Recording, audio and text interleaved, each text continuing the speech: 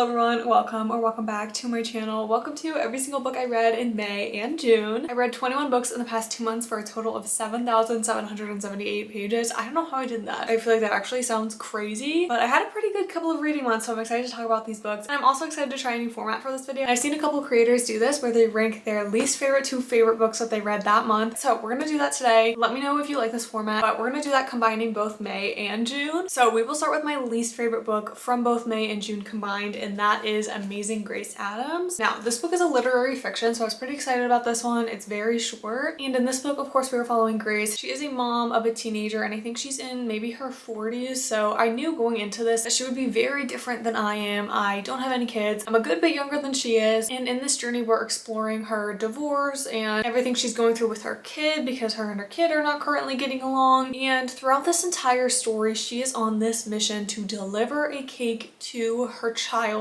I think it's her 16th birthday party, something like that. And it just felt so unrealistic to me. Not only did I find Grace a very frustrating main character, she also just spent the entire book attempting to cross, I think, like one side of London to the other to get this cake to her daughter. And it's like, I don't believe for a single second that that would take you all day. Even when she like kept hitting these bumps on the road, it was like, okay, this is unrealistic at this point. There's no way that this would have taken you all day. And that was one of the main frustrations I had with this book, because not only did I not connect with her as a character, I just could not get behind the fact that this was taking her all day. So that was really bothersome, and that's why I rated this a 2-star. Next up, we have The Last Mona Lisa. This is historical fiction following the theft of the Mona Lisa, which I had no idea that the Mona Lisa was ever stolen. I believe it was stolen in 1911, and it was stolen by our main character's great-grandfather. And it's interesting because our main character is really into art, as was his great-grandfather. And so our main character is a history professor, and then he also paints on the side. But one day he gets this email saying, hey, we found your great-grandfather's journal, and in it his great-grandfather is detailing what happened during this theft and everything that transpired afterwards. And so our main character is like, okay, I am coming to France right the second I'm going to read this journal. So he basically puts his entire life on hold to go to France. And so we're following these different timelines. We're following the great-grandfather in 1911, and then we're also following present day. And it sounds like such a fun and interesting book, but it fell so flat for me because it was so very slow. It was almost like we were following him with this journal, and then also like,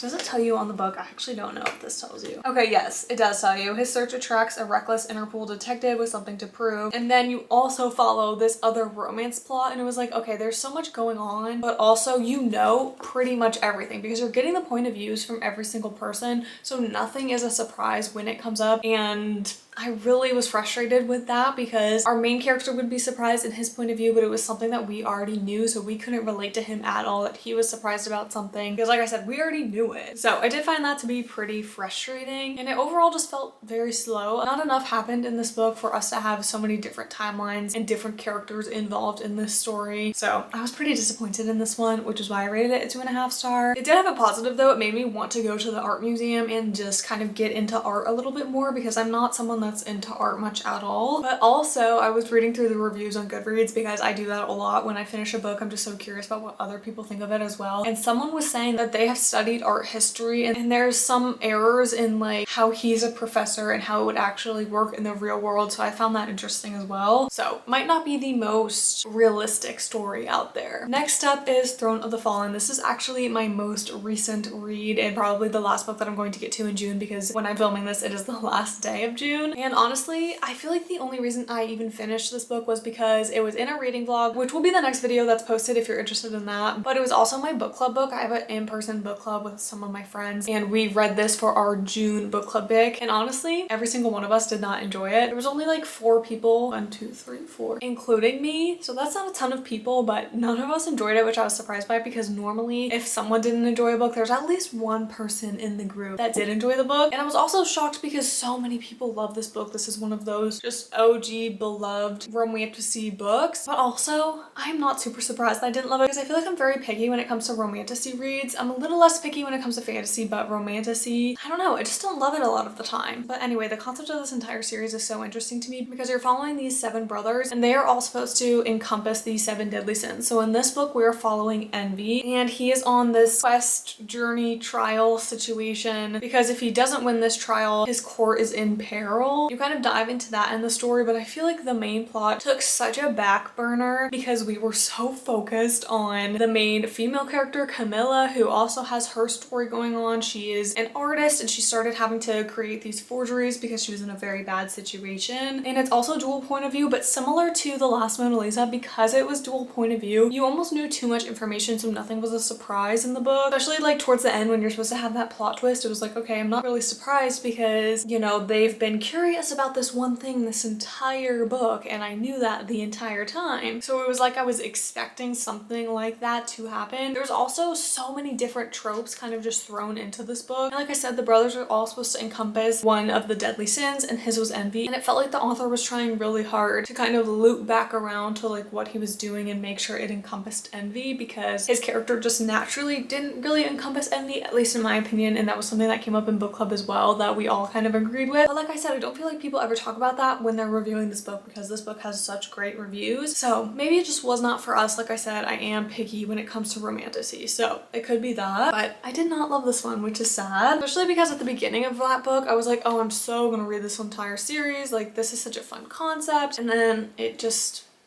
was not great, in my opinion. Anyways, let's keep going. It's like so crazy to start this video on such a bad note because we're talking about like the books I don't like. I don't know, it feels wrong to say bad things about books, but anyways, these are just my opinions, obviously. Okay, we're finally getting into the 3-star territory. So we have The Husband's Secret by Liane Moriarty. This is a bit of a literary fiction, and I feel like Liane Moriarty has a very strong voice in her writing. So as soon as I read this book, I was like, oh, this reminds me so much of the other books I've read by her. But in this story, we have a couple different families that we're following, and you don't find out how they connect until like maybe the third-ish chapter, maybe the fourth. So you find out pretty early on, but honestly in the beginning I was kind of like, what is going on? Like, why did we just randomly switch to a different character that I have no idea who this person is? Anyways, basically one of the main characters that we're following finds this letter in the attic from her husband, and it says to be opened on the day that I die. And at this point her husband is still alive, so she calls her husband and she's like, ha, like I found this letter, so funny. And he's like, oh my goodness, you found that letter, ha ha ha, don't open it. So he's kind of panicked, so she's like, oh, this is weird, like maybe I will open it, because his reaction was so weird. And so you're kind of following them. I feel like that's the main plot point on the back of the book, and I honestly feel like that's all you learn on the back of the book is about that main couple, but you also get these other different couples and the story all weaves together, and you're in this pretty small town, which I feel like is why the story can kind of weave together so seamlessly. At least like in a bigger city you wouldn't know all these different people, most likely. I don't know, I quite enjoyed it. I just kind of started to feel a little bit disconnected to the story towards the end of the book, but something I really appreciated about this book was that you learn what's in the letter pretty early on, and I thought that we would kind of just be like sitting there and the letter would kind of get hyped up in the story and then it would end up not being super important, and that's something that happens sometimes in books that really drives me crazy. So I really appreciated that we did not do that in this one. But if you like Liane Moriarty's writing, I recommend this. It was a 3-star, so it wasn't anything super crazy, but I did have a fun time reading it. And then I read Ghost Out of Watchman. I don't know what it is about this year, but I've been reading so many classics, and this has been on my list ever since this book came out. Now, I am a big fan of To Kill a Mockingbird, and this book takes place years and years after To Kill a Mockingbird. And I read To Kill a Mockingbird in middle school, which was a couple years before this book came out, I think, maybe. So when this came out, I was super excited. And to this day, To Kill a Mockingbird is still one of my favorite classics. But this one just did not live up to Kill a Mockingbird. I didn't really care about what was going on. I didn't connect to the characters as much as I did in To Kill a Mockingbird. And also I just went into this book with really high expectations because, like I said, I love To Kill a Mockingbird so much that this book kind of fell flat for me. And I definitely think you have to read To Kill a Mockingbird first. I don't know if this is technically a series. I don't know a ton about like the background of this book, to be honest, but I definitely think you need to read To Kill a Mockingbird first. And if you don't know anything about To Kill a Mockingbird, I highly recommend it. I'm not someone that reads a ton of classics, and like I said, I really enjoyed this one. We're following Jean Louise, I think is her name, and her entire family, and her dad, his name is Atticus. He is a lawyer, and he decides to take on this case that is it's very dividing. The town is very divided over it. It's a very controversial case, and this book takes place, I can't remember what year it takes place, but it takes place in the South. So him working on a case for Blackman at the time was very controversial. Like I said, I love that one. I definitely recommend that one. I just don't think that you necessarily need to read Ghost Out of Watchmen as well. And then I did read the entire Lightning Thief series these past 2 months, and I did vlog it, so if you are interested in an in-depth review of these books, I will link that video. But I will say the Lightning Thief was one of my favorites in the series, but I think the Sea of Monsters was my absolute favorite of the series. But as a whole, I would rate the series a 3.5 star, which is why I decided to talk about it now in my ranking. But if you're not familiar with this series, it is a very long series at this point. I read the first 5 books, which I think is like the original Percy Jackson and the Olympian series, and then I think he also has a spin-off series as well. And then these books have also been made into movies and a TV show, which the TV show is currently being produced and released. I don't know. I think the first 2 seasons are out. I don't know when the 3rd season will be out. If they plan on making it, I don't really know. But I started that TV show.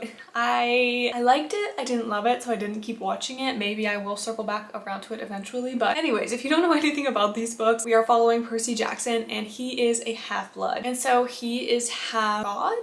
Yeah. Half god. His dad, do you know who his dad is actually going into it? I don't think you do. Anyways, it's a Greek mythology retelling and it's YA. I feel like so many people know about these books, so I don't want to spend a ton of time talking about this, but I did enjoy them. But I will say the series started getting worse and worse for me. I started liking the books less and less as I kept going on. Like I said, I talk about it more in the reading vlog, and so because of that, I don't plan on reading any of the spin-off series. Maybe if I change my mind, I'll circle back and read the spin-off series, but as of right now, I don't plan on reading that. Let me know in the comments if you've read that series and you think I would like it, because then maybe I'll read it, but as of right now, I don't think I want to read it. And then we have The River King. Honestly, this book was so hard for me to rate. I toggled between a 3.5 and a 4 star for the longest time. We'll talk about it, okay? But this book is very reminiscent of The Academy by Ellen Hildebrand, but it's a little bit spookier. It takes place in this small town at this small boarding school, and you get the point of view of a couple of teachers, a detective, one of the kind of outcast girls. Like I said, it gives me very much The Academy vibes, but definitely spookier. I don't know. I keep forgetting like what you find out in the cover of these books, but yes, okay. So this takes place in October, November. Definitely recommend reading it in the fall. I didn't realize that when I picked the book up. But one night, one of the boys that goes to this academy is found dead, and so that's when the detective comes in and you follow this case. And what made me debate so long about how to rate this book was it's not super gory, but something is a little bit gory towards the end of the book that just made me so unbelievably uncomfortable. And I still think about this book, but then I get uncomfortable thinking about it. So if you're a little queasy, a little faint of heart, I don't recommend this book. I'm like slightly queasy. Actually, I think I do get queasy pretty easily, but that doesn't stop me from reading like thrillers and mysteries and horrors and things like that. But this one just hit different when you get to that part. I just like, I need to be done talking about it because it actually like makes me a little bit nauseous. I can't even lie. Ooh.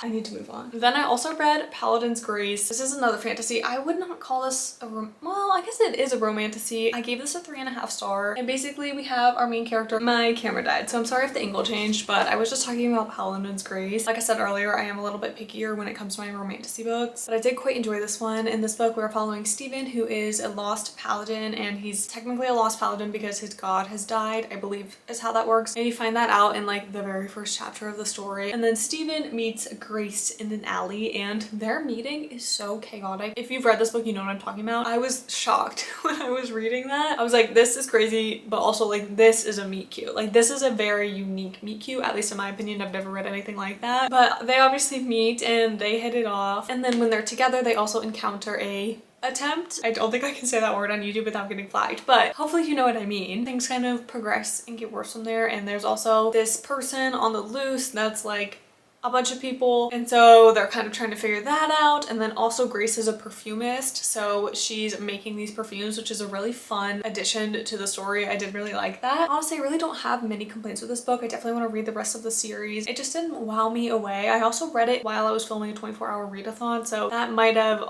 caused a little bit of the decrease in rating, because I technically read this in one sitting, which is not something I typically do. But I did read this one, and I'm excited to read the rest of the series. I don't know how long the series is gonna be. I don't know. I also really liked that towards the end of the book you get more of that like found family vibe, and I feel like if we got that more in the beginning of the book, I would have really liked this even more. So hopefully in the rest of the series we get more of that found family vibe. And then I read A Man Called Ove. This has been on my TBR for so long. I feel like everyone loves this book, and I I do really like Fredrik Backman. I've read a handful of his books. Have I only read Anxious People by him? Now that I say that, I don't know. I can't remember. But I did really enjoy Anxious People, and I enjoyed this one as well. In this story, we are following Ove. I actually can't remember how to pronounce his name, but he's our main character. He's an older guy and he's pretty grumpy. I would definitely check the trigger warnings in this book as well. There's a lot going on, and I honestly think I would have rated this book higher if a certain topic wasn't talked about so much. But like I said, I highly recommend checking the trigger warnings before going into this one. But Ove is a very closed off main character, at least when it comes to other people and his relationships, until this new family moves in next door. And they literally meet because this new family crashes into Ove's mailbox. And so they don't meet on a good foot, but they become pretty close, and we see a new side of Ove as the story progresses. It's a very character focused, so if you don't like character focused, I don't recommend this, but I did enjoy it. And then I read another classic. This is Tuck Everlasting, and I actually listened to this because Alexis Bledel narrates, I think it's the 100, is it 100 or 150 year anniversary? One of those anniversaries, I can't remember, but they did a special with Alexis Bledel narrating this, and I was so excited to listen to that. I actually kept getting ads for that for so long, and then I saw that my public library had the version where she narrates it, and I'm the biggest fan of Gilmore Girls. That's honestly the whole reason that I even listened to this book to begin with. But it is a very short book. It's 144 pages, so very short. And I don't read a ton of classics. I've been reading more this year, just trying to branch out and read different genres. And obviously I did really like this book. The concept is so interesting to me. Our main character, her name is Tuck, and she just is like kind of strolling through the woods one day when she encounters this 17-year-old, and he is kind of just like lounging by the river, and they get to talking, and he's like, don't drink the river water, because like she starts to, I think it's because she like starts to go to drink some water, and he's like, don't do that.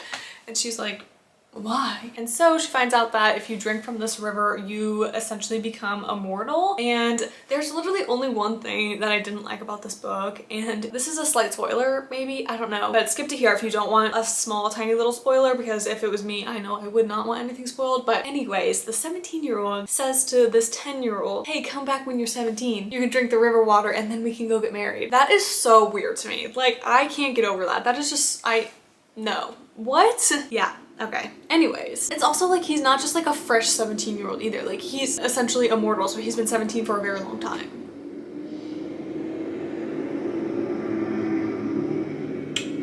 Yeah. Anyways, and from what I could remember, that was like the only thing that I really didn't like about this book. And also, I don't know if I loved Alexis Bledel's narration. Just listen to like a sample of it, and that's kind of her voice throughout the entire thing. She sounds very different on Gilmore Girls, but obviously like Gilmore Girls, she was young. She was like actually a child for most of it. Was she? Actually, she was, at least in the very beginning of the show. But then I also read The Favorites. I started this book in the wintertime, which was ideal for me as a mood reader. I was like, oh, this is perfect. I can read about them ice dancing. Oh, I started it at the end of the Olympics. Actually, the perfect timing. It was actually the perfect timing, but I had borrowed it from the library, and so I didn't finish it by the time my hold expired. So then I had to sit and wait months again until I could get it back. But I actually decided to switch about halfway through to listening to it because my hold for the audiobook became available, which was great because this audiobook is the best audiobook, not ever. It's not the best one I've ever listened to. That's what I was about to say. It's not, but I highly recommend this book on audio. It was so good. Definitely one of my top audiobook recommendations. And I'm always searching for a good audiobook, especially because I work a normal 9 to 5. So on my commute, I love to listen to an audiobook. I also just love to listen to an audiobook when I'm doing like chores and stuff around the house, or if I'm going on walks, things like that. But this book was so popular maybe a year or two ago, and it is a little bit reminiscent of Daisy Jones and the Six, because it is like a written story, but also mixes in the interview style that is in Daisy Jones and the Six. And so people were loving that about the book, but also that's why I feel like the audio is so good, because they have different narrators for different voices. And our main characters in this book are ice dancers, which for the longest time I thought was the same thing as figure skating. It's not. It's a little bit different. It's like less of like the jumps and tricks and things, I believe. I don't know too much about figure skating or anything like that, but we're mostly following 2 sets of figure skaters, and it gets so messy, so dramatic. And I had heard people saying that. I didn't realize how much until I read this book. It was actually causing me a lot of anxiety, which is part of why I stopped reading it physically and decided to switch to the audiobook. And I am so glad I did. I will not stop recommending this audiobook. Highly recommend it on audio. I think that's the only reason I ended up rating it a 4-star, because when I was reading it physically, I was just spiraling for them. I was like, this is too much for me to handle. But somehow in the audiobook, I really liked it. Okay, we're getting to top 3 territory, which is really exciting. Book number 3 is Swept Swept Away. This is the same author as The Flat Share, and I haven't read The Flat Share, but it has been sitting on my TBR for the longest time. So I definitely want to get to that book because I obviously really enjoyed Swept Away. In this one, we have our two main characters, and it starts out as a one-night stand, but they go back to this houseboat, and when they wake up in the morning, they realized neither one of them tied down to the dock. So it's very much one-night stand gone wrong. They are swept out to sea, and really the only reason this book is on 5-star, because again, like the favorites, I was so anxious at times when I was reading this book. I was like, what are they gonna do? Like, they're lost at sea. I was acting like these people were my friends in real life. Like, it was kind of ridiculous, but also at the same time, it made this book a little bit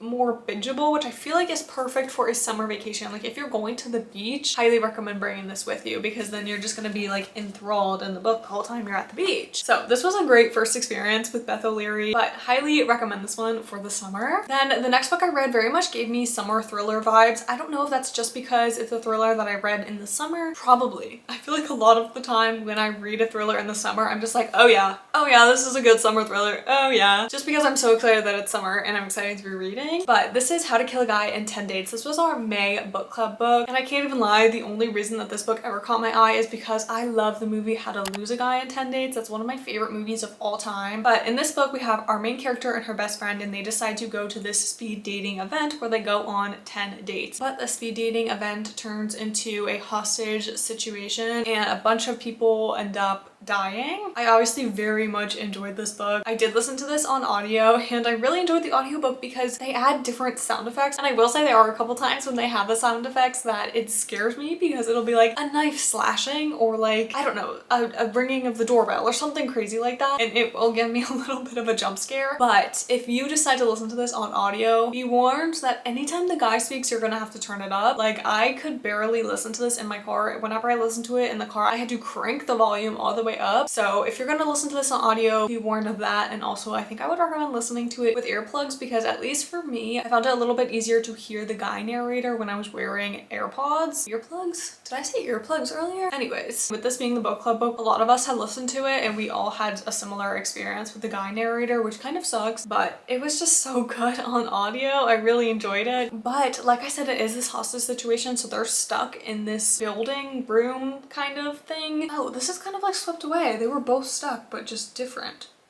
Huh.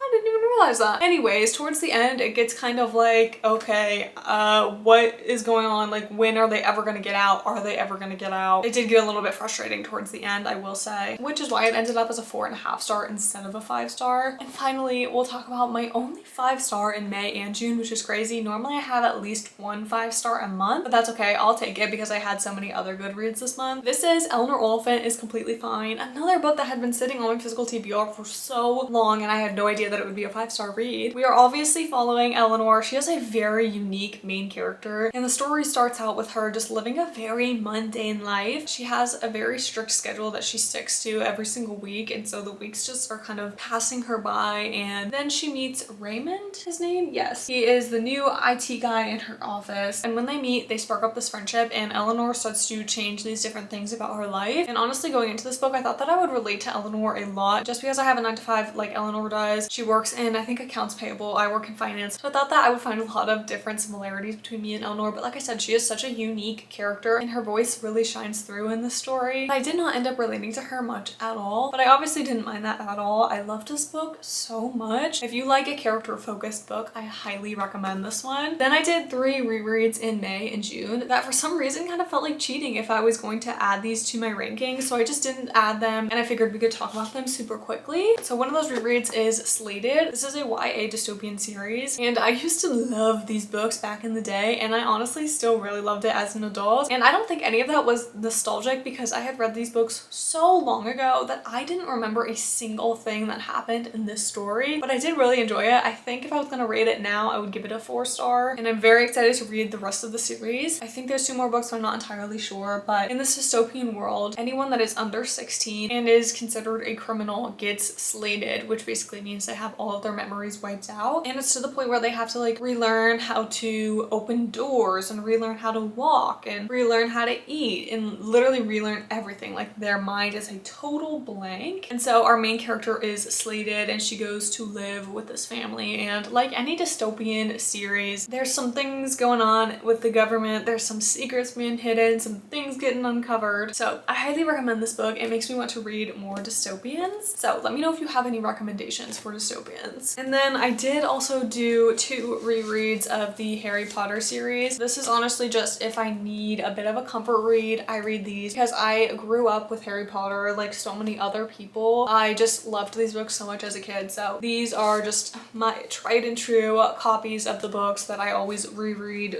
whenever I'm feeling like I need a little comfort, you know? So I did reread Harry Potter in the Chamber of Secrets and Harry Potter and the Prisoner of Azkaban. And I've said this before, but I'll say it again. There's so many different used copies out there. I see these on Facebook Marketplace all the time. So if you are really wanting to read these, I highly recommend buying them used. Just putting that out there. But that is all 21 books I read in May and June. Let me know what your favorite read was of the past couple of months. Don't forget to comment, like, and subscribe, and I will see you in the next one. Bye!